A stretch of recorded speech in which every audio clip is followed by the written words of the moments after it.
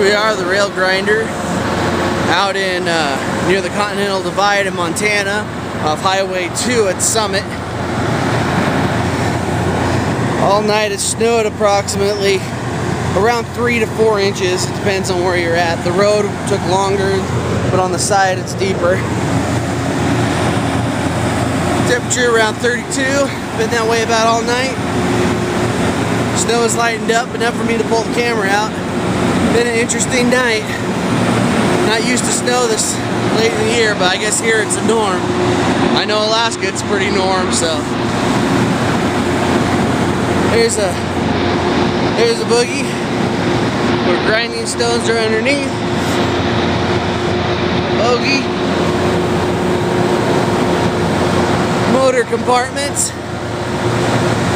That big black thing is a water tank for accidental fires. I don't think they're going to be needing that too much today.